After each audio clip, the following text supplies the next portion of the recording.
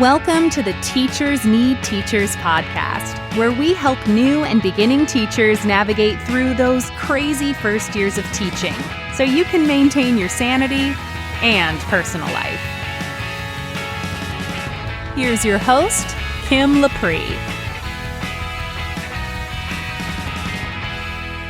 Welcome to the Teachers Need Teachers podcast, episode number 30.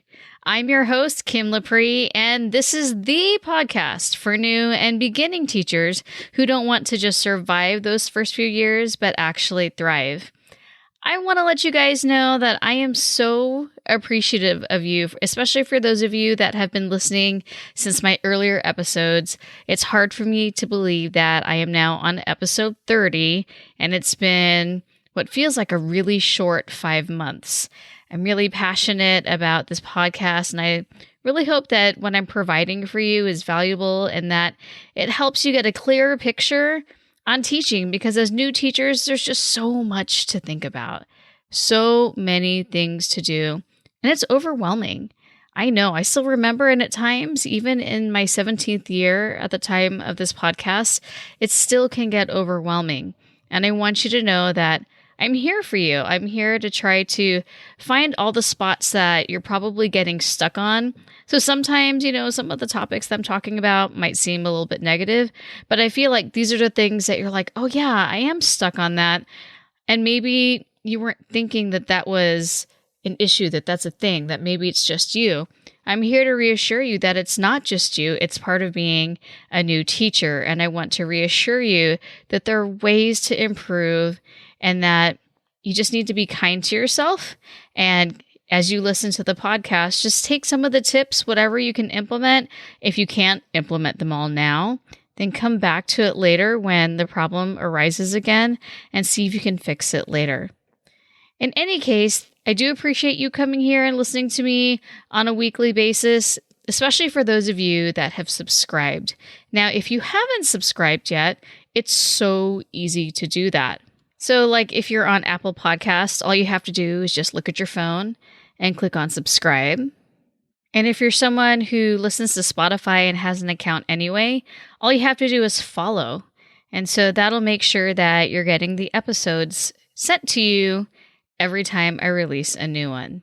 So today's episode, I wanted to talk to you about what to do when it seems like nothing's going right, nothing's working. And this can be a really familiar feeling because you feel like, I planned my butt off. I had every little transition with how long it was going to take. I had my structured student interactions planned out. And I even had all of the assessments perfectly planned out. And then I look at my scores and wait a minute, they didn't get it. Or even worse, during the lesson, you're sure that this lesson is sequenced in such a way that they're going to understand it. And when you go to look at their work while they're doing individual work, or when you're asking students for answers, you get blank looks because they still don't get it. And you're sitting there wondering, okay, what do I do now? Because I thought this was going to work, but it didn't. So now what? So I have 5 tips for you so that you can best evaluate what went wrong and know how to fix the situation so that it happens less frequently. So the first thing is you don't want to automatically blame the students. I mean, it's a lot easier to blame the students and to point fingers at them when a lesson is not going well. I've actually heard a lot of teachers blame students for their inability to learn the material. So these teachers, they'll complain, the students don't want to learn, and they should want to learn. And it's not my fault that they don't want to learn, and I can't make them learn.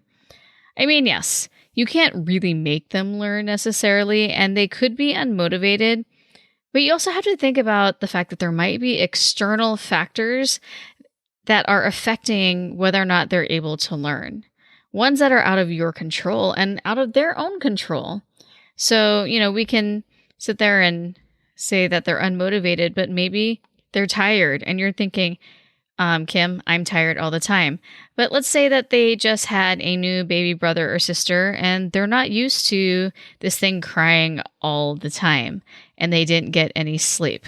I mean, that's real. And remember, these are still kids and you're the adult, maybe you're saying, Kim, I'm a parent and I had to do that. You're the adult.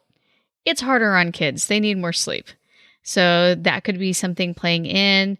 It could be that they're food insecure and didn't get a meal or they didn't get breakfast. They could have some other trauma happening at home. But regardless of what it is, there are probably other factors that are affecting whether or not they can learn, and just blaming them and saying this lesson didn't work because you guys don't want to learn isn't fair, and it's also not going to solve anything. Now, I don't want to give you the impression that students shouldn't take responsibility for their actions. Maybe they're slouching in their seat and being distracted or distracting and not paying attention to your lesson, and that's why they didn't do well. But, we can't just keep blaming them. That doesn't actually do anything. It's not productive. It doesn't actually solve the fact that they didn't learn the material. Honestly, any student has the ability to learn and thrive in the right environment, especially when they're engaged and when they feel safe and valued. When you blame them, you're not providing those things for them. As cheesy as it sounds, students are just like what Forrest Gump says about life being a box of chocolates. You never know what you're going to get. And I like to think of students every single year sort of like a mystery subscription box, because I look forward to my students every year. I know that I have no knowledge of what I'm going to get, and that's part of the fun. Or if you watch Chopped and they have those mystery baskets and we're like, ooh, what kind of interesting things do they have in there? Those are my students. I'm not comparing them to food, but to me, I love the challenge of trying to get to know them and figure out what makes them tick. And I don't fault them when they struggle because I know that they're all at different levels. And so, my mantra when I'm working with a variety of students and, those who are getting it and those who aren't getting it, I just tell them all, you got to start where you are, use what you have, and do what you can. And, that was Arthur Ashe who said that. But my point with that is that you can't blame students for where they're at. It's our responsibility as teachers to meet them where they're at and get them where they need to be. So step number 2 is take responsibility. So I mentioned before that as educators, we are the adults. We have the degree and we're making the money. Not a lot of money, but we are making the money. And it's our jobs to teach the students the material, and more importantly, to want them to learn. And I know that some people disagree with me. I will go as far as to say that I want my students to learn more than they want to learn. You can't blame a 12-year-old, a 9-year-old, a 15-year-old if they don't feel like learning. I mean, we can go back and think about the days when we were in school and we just really didn't want to do anything or learn anything. And they're kids, in the same way that some days you just don't want to go to school and teach, but you're the adult. So I went into teaching because I wanted to inspire generations of learners. I wanted them to be responsible citizens, and I wanted them to learn how to be great communicators through reading and writing. I want to make a difference in their lives, as cliche as that sounds, but I want to do that to every student, regardless of their level or motivation. So if you only want to teach motivated students, good luck, because that's not going to happen. You can definitely create an environment where students want to learn, where they're engaged, but you also can't blame them if they don't, because that's just kids, okay? And think about it. As an adult, you have so much power compared to your students. I can change how I teach and how I approach them when they're struggling. But students can't really control the external factors that are keeping them from reaching their potential, meaning things that are out of their control because they're kids. They can't control the fact that their parents are getting a divorce, or that they're being bullied, or that they have no place to do homework. They can't control that. They're kids.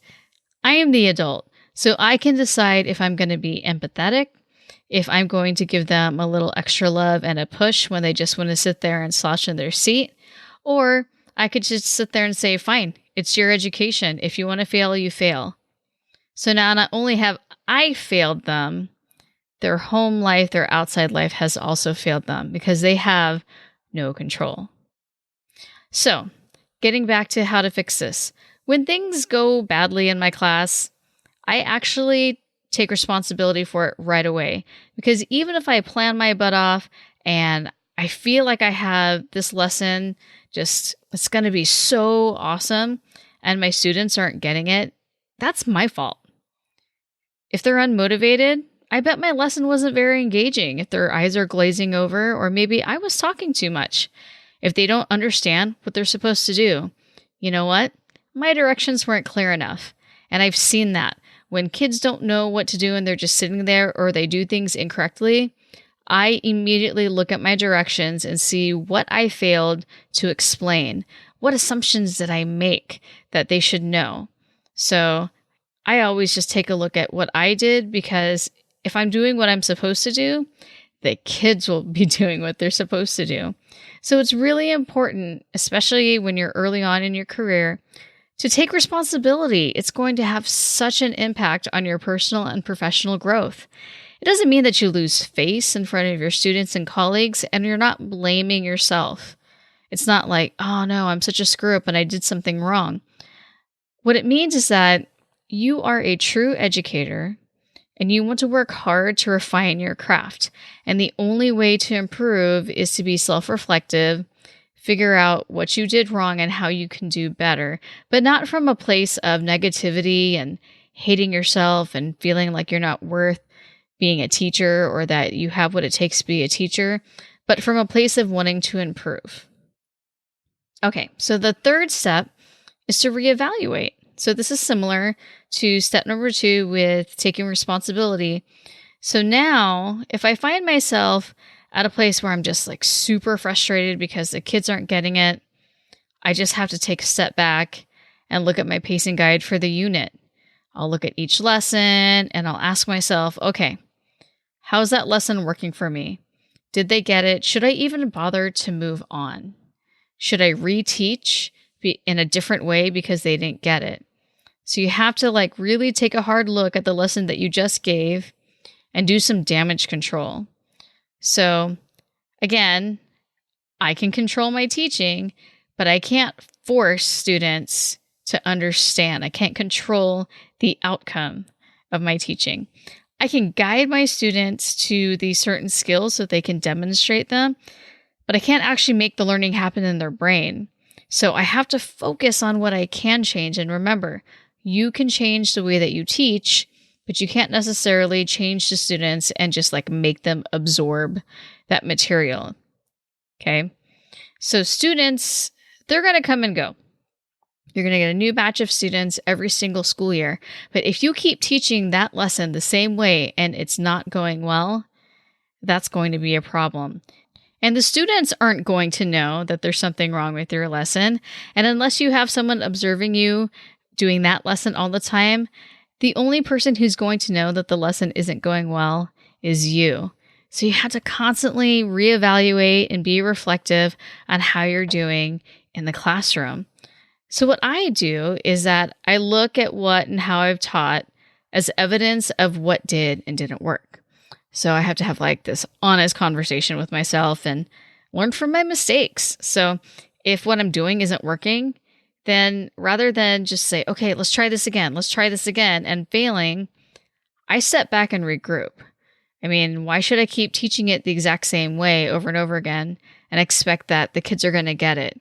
And usually what happens when people do that too is they blame the kids. They're like, well, I covered this again, and I covered this again, and you're still not getting it. It's the students. Well, maybe the way that you're covering it isn't quite working. So let's take a look at it and fix it so that it can be better for next time.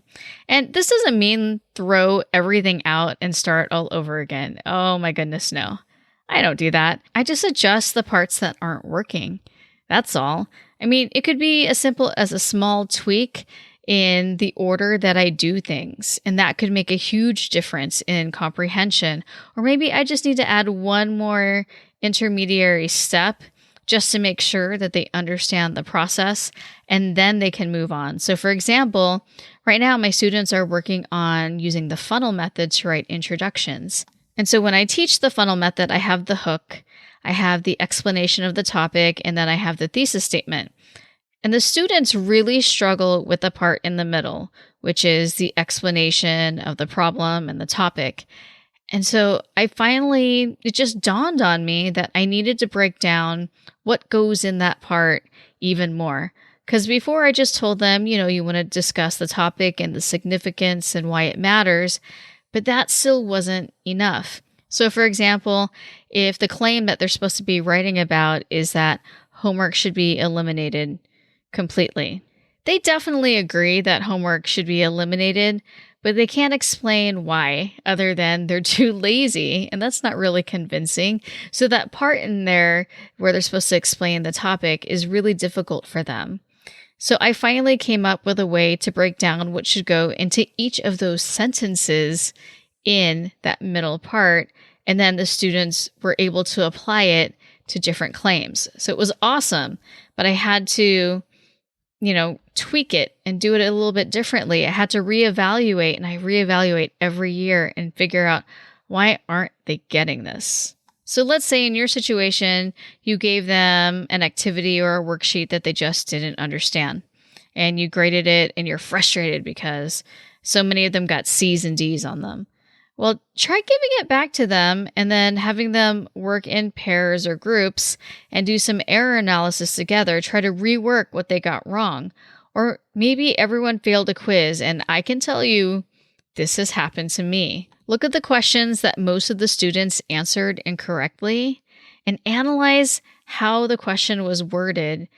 And then take a look at the answer choices. Maybe it looks like 2 answers could have been correct, so half the class will pick one while the other half picks the other.